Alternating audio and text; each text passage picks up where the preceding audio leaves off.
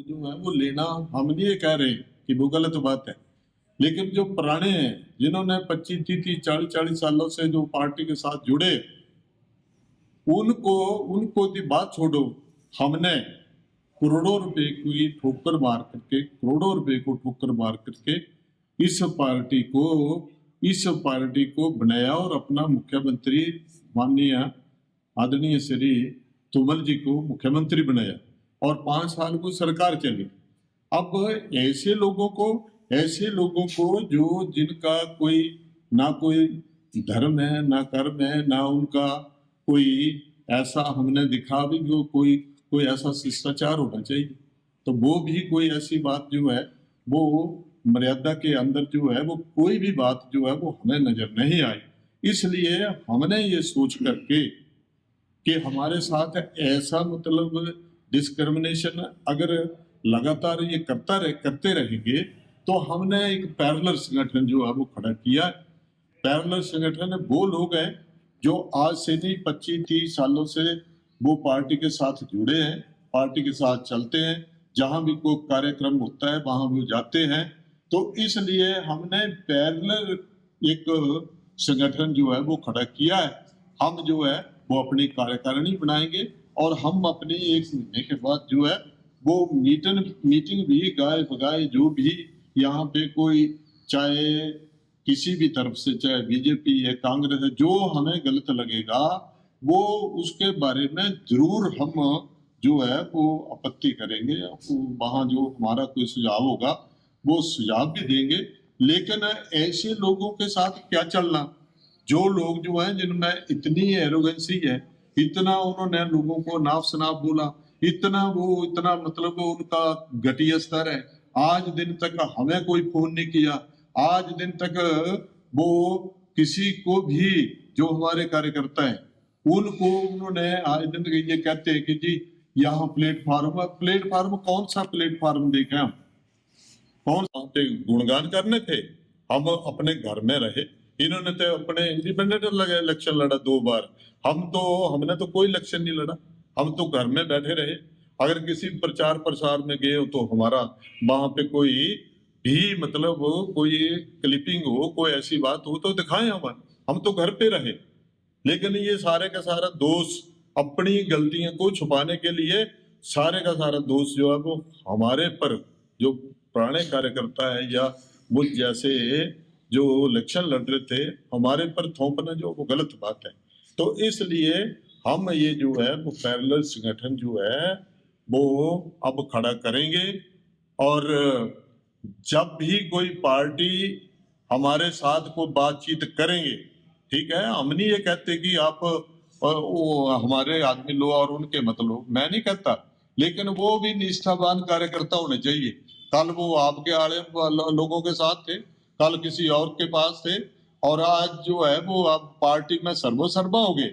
तो इसलिए ये पैरेलल संगठन जो है वो इसलिए खड़ा किया है कि हम सच्चाई को उजागर करेंगे और पार्टी का ऐसे रोहाल जैसे गलेरिया जैसे बंदे जो हैं ये जो है मार्गदर्शन करेंगे। और हमने जो ये निष्ठावान हमारे जो कार्यकर्ता हैं जिनको हमने जिम्मेवारी सौंपी है, ये ठीक है कि पैरेलल हमारे पास और कोई विकल्प नहीं है, विकल्प केवल ये है कि हम इस संगठन को काउंटर करेंगे। इसमें पैरेलल जो है वो हमने संगठन खड़ा किया है और अब आगे हम जो 8-10 दिन के बाद अपनी कार्यकारिणी बनाएंगे। इतना ही मैं कहना चाहूंगा, इतना कहते हैं। मान्यता कौन देगा आपको? है जी, मान्यता कौन देगा? ना दे कोई लोगों की मान्यता चाहिए, उनकी क्या मान्यता चाहिए?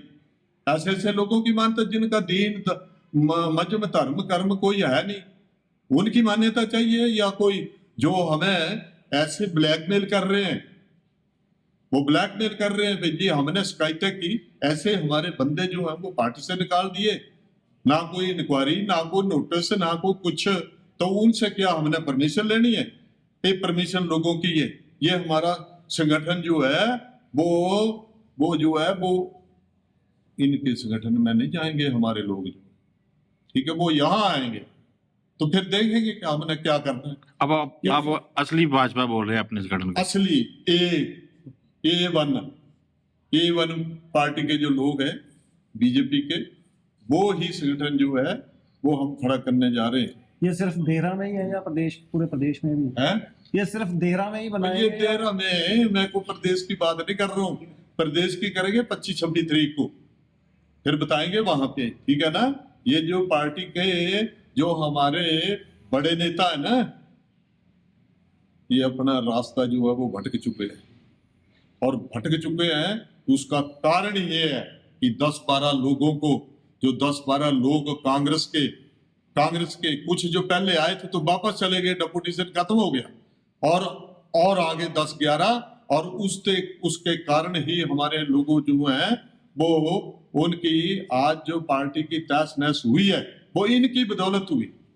अरे भाई, जिन लोगों ने पार्टी के लिए सब कुछ कुर्बान कर दिया है, करोड़ों रुपए को ठोकर मार करके इनका समर्थन किया, अब एक वोट डाल दिया एमपी के लिए, वो सर्वे सर्वा हो गए,